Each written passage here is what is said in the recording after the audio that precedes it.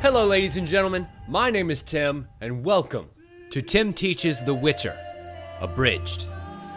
Today we're going to attempt to break down the storyline of the Witcher franchise in preparation for The Witcher 3 Wild Hunt, coming out on May 19.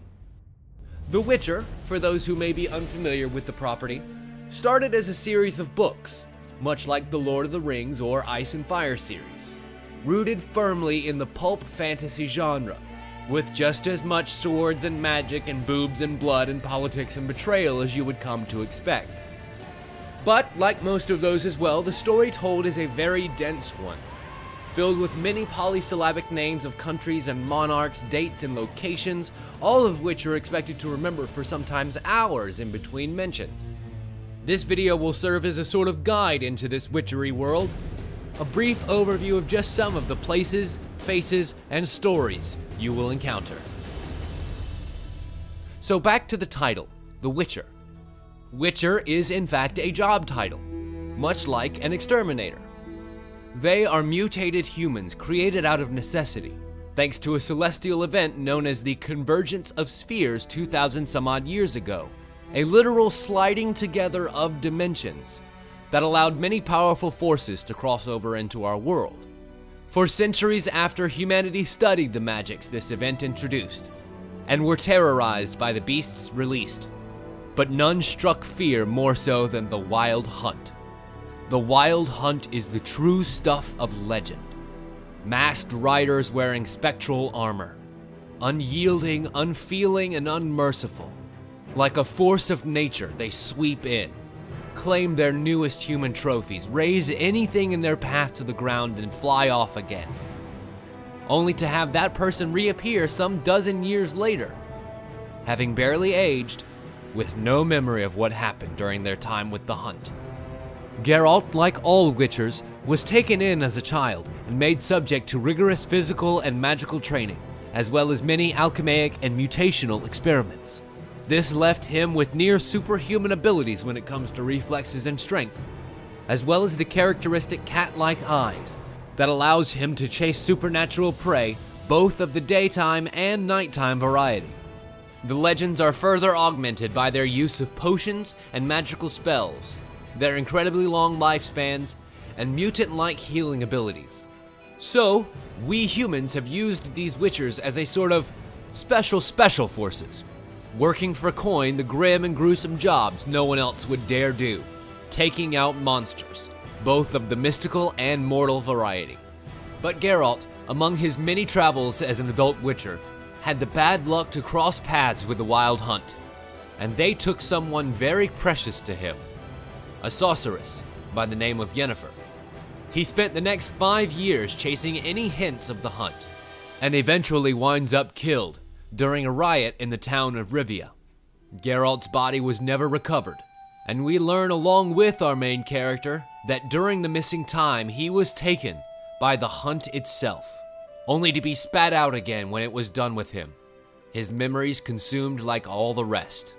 Geralt spent the next bit piecing his life back together again, now with the help of the player. After being found beaten and broken by one of the last remaining Witcher groups, he is embroiled in a massive plot to dispose of all Witchers, gaining all of their arcane knowledge and techniques used to create them in the process. And through great personal revelations and many choices made by the player, foils their plans and learns a little bit more about the past that was robbed from him. Throughout the first game and into Witcher 2, Geralt of Rivia regains the renowned status he once knew, aiding and saving the life of King Foltest of Temeria along the way, ruler of one of the many kingdoms of the northern continent. The scope of the story widens significantly in this second game, starting with the seemingly unmotivated and unconnected murder of a neighboring monarch, King Demavend of Edirn. In one of the most stunning cutscene pieces ever constructed, we see a strange mountain of a man carefully approach, plan, and take down King Demavend and his entire vessel single-handedly. A man who bears the signs of a Witcher, cat's eyes, magical prowess, and a mystical medallion. These events, along with the successful slaying of King Foltest very shortly after, creates a massive power vacuum within the Northern Kingdoms, one that Geralt is initially blamed for. After breaking out of prison, Geralt rejoins the open world, this time with a price on his head, but few bold enough to try and collect it. He meets back with a few old friends and a few old enemies from the first game, and after a rather macabre bit of catching up, pieces together that all of the reigning rulers are getting bumped off, one by one, as if guided by some dark and sinister master plan. And of course, he is 100% correct. There are multitudes of dark and sinister master plans at work in the world of The Witcher, only the least of which is the one Geralt is thinking of. But there are a myriad of side quests to get distracted by in this game, as well as more than a few monsters to slay. And it's in this first town of Flotsam that we encounter the massive river squid known as the Karen, and a pine-coned-haired sorceress named Sheila. Again, with the player making the right choices, we help Sheila put down this creature, only to learn that it was both sick and provoked, which is what caused the surprisingly docile creature to lash out so viciously.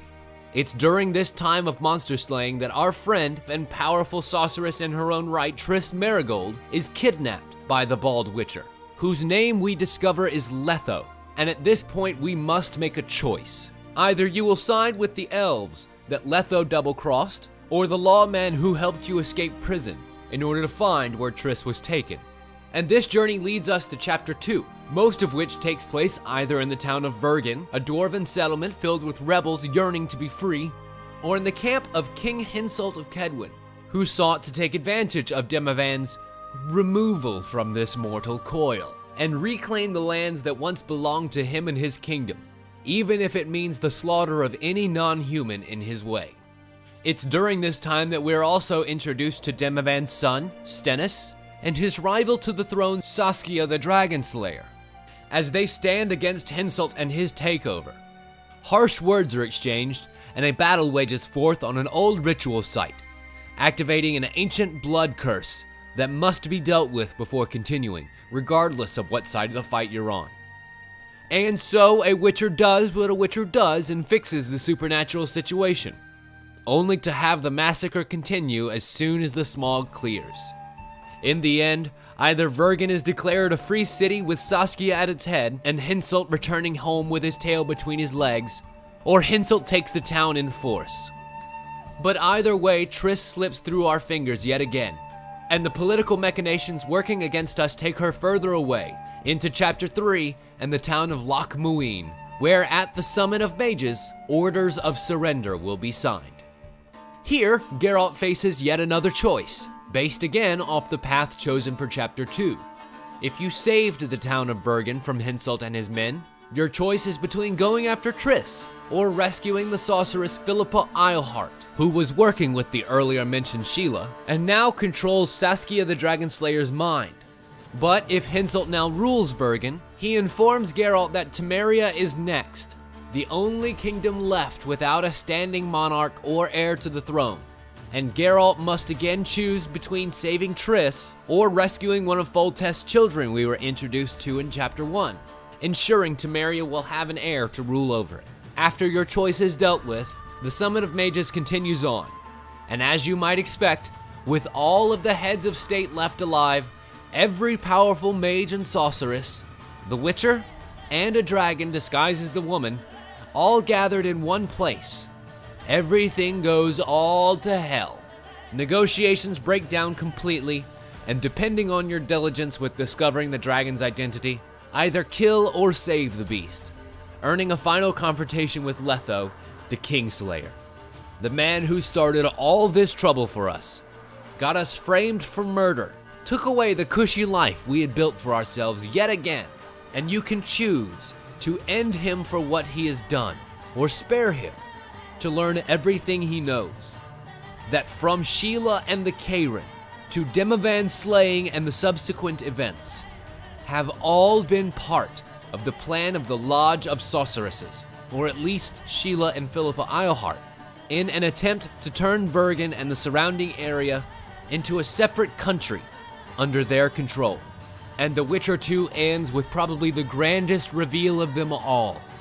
This rich land, fraught with turmoil and lacking rulership in many of its kingdoms, has caused quite a ruckus and attracted the attention of the southern kingdoms. who are on the march to take over. And that's the story so far, for the most part. The Witcher 3 will allow us to rejoin Geralt and all of our friends about 6 months after the beginning of the Southern Invasion, as the remnants of civilizations that remain struggle to survive under the new heels that crush them. There are many details that had to be left out of this telling, either for time or for clarity, but rest assured, if my rendition of this storyline has you wanting more, playing the game for yourself will satiate that hunger tenfold. But you had better hurry because the Wild Hunt is almost here, and no one will be able to escape it. The question is, will you be ready?